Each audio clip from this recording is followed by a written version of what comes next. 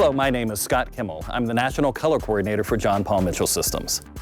Today, the class that I'm going to walk you through is our Fundamentals in Foiling class. I think the name of this class really says a lot about it. It's a fundamental class, so it might not be perfect for every salon that you go into. Some of the salons that might be interested in this class would be maybe a salon that is not currently doing a lot of foiling techniques, or a salon that is looking for a system of foiling techniques that can make consistent end results throughout. Another salon that might be interested in this is a salon that has been hiring any of our future professionals from our Paul Mitchell The Schools, just to understand exactly what their education is. The objectives of this class are the effects of horizontal, vertical, and diagonal placement, cause and effect. Also to position Paul Mitchell professional hair color, as well as application tools to create the desired end results. And then also to train stylists to utilize different foiling techniques and execute creative placement. Prior to the class, you want to have a conversation with either the salon owner or manager and make sure they understand exactly what this class is all about. Also, you may want to ask them to have their stylist bring in tear sheets from magazines of looks that either their guests in the salon are interested in or things that they want to learn how to recreate.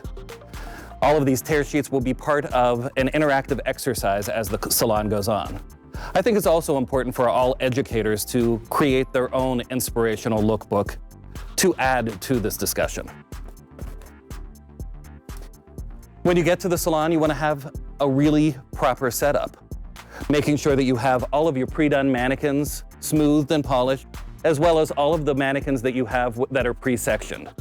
The other things you want to make sure you have with you are your Paul Mitchell flip chart and any other materials that will assist you in teaching this class. At this point in the salon, you want to introduce yourself and give them some personal testimony. I think it's really important to have relevant personal testimony to this topic. It really helps build that rapport with the salon and also helps them understand why they should listen to you. After you're done with that, you want to ask the salon a few questions. The questions you want to ask are, what do you want to accomplish in today's class?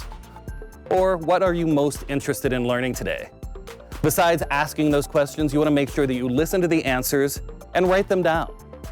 These are going to really be the expectations from these stylists for the rest of the class. And it's also a great way to close the class at the end by reviewing and making sure that you hit all of those questions.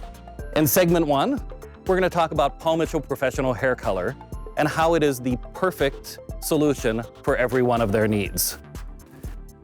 By going through and really talking about Paul Mitchell the color, dual purpose lightener, lighten up, as well as PM shines, we can really make sure that this salon understands that every need that they have, we can meet. The second part of segment 1 is really getting into foil placement, the effects of a weave or a slice. On all of my mannequins, I have both weave and slice on different sides of the head to be able to show the difference between the two. I think it's really important as an educator for Paul Mitchell that you become masters in how these techniques are done. If you need more information on how to section heads or place foils in, there's really good reference materials in both our Color Systems DVD as well as our Blonding DVD. This is where you're going to find your answers and be able to practice. Once you go through and show the stylists in the salon how to place foils with both pre-folded foils as well as placing foils in with either a comb or a chopstick, then it's their turn to play. During this playtime when they're getting into these heads and going through and showing and demonstrating all of these foiling techniques, it's your job to be a coach, to encourage them, celebrate victories with them, and make them feel good about this process. You have to remember that in some cases, this might be the first time they've ever placed a foil in the head. And that encouragement and celebration will really help them want to grow and try it more.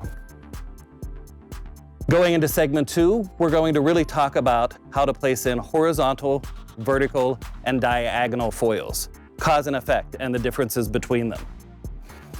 You can also see that demonstrated on each one of my pre-done mannequins, but one of my favorite little tools that we were shown during our training tours was how to even just show it using a towel.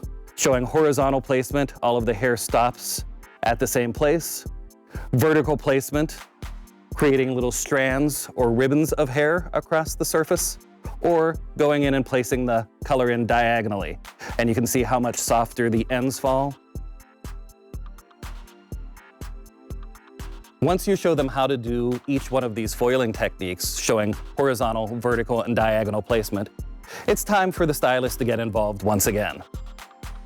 Your job is the same, being a coach to encourage them and make them feel like they're growing and learning how to do each one of these things. Once we go through that, we're also going to have a small discussion on applicator tools. Showing them the difference between some of the tools that we have, whether it's one of our Palmachel, the color brushes, a lightning brush, or one of the foam brushes that we have available. Each one is going to create a slightly different effect in the end result. When you're done showing the different types of applicators and how they work, this is where the fun begins, in my opinion. This is where we get to go into the tear sheets. The tear sheet exercise is really a way for the salon to discover how all of the things that they've learned come into play. So by taking these tear sheets, they're going to be able to look at them, and we're going to ask them 3 different questions. We're going to have them try to figure out if this was done with a weave or a slice, whether or not it was placed horizontally, diagonally, or vertically, and then also possibly which applicator tool was used. Depending on the size of the salon, this could be broken down into smaller groups, or it could be one large group discussion. I think the important part during the tear sheet exercise is not to give a lot of your own opinion. It's really to help that salon and that stylist develop their own eye and their own version of how these were done. It's important for them to feel confident in the end result and how they're going to get there. Once we're done with the tear sheet exercise, we're going to go into our close. The close for this class, I think, is really important. We want to review all of the information that was on our flip chart. We also want to review how to place infoils with weave and slice, and also the horizontal, vertical, and diagonal placement of those foils. I think it's really important to have a really strong call to action. That call to action is really what's going to help that stylist change their habits. The other thing that I think is really important in this class is for the educator to really practice each one of these techniques, become efficient, and master them. I heard a quote once that the ordinary person practices until they get it right. The extraordinary person practices until they can no longer get it wrong. I guess my question to you is, which are you? Thank you for spending some time with me today, and I hope you found value in all of this information.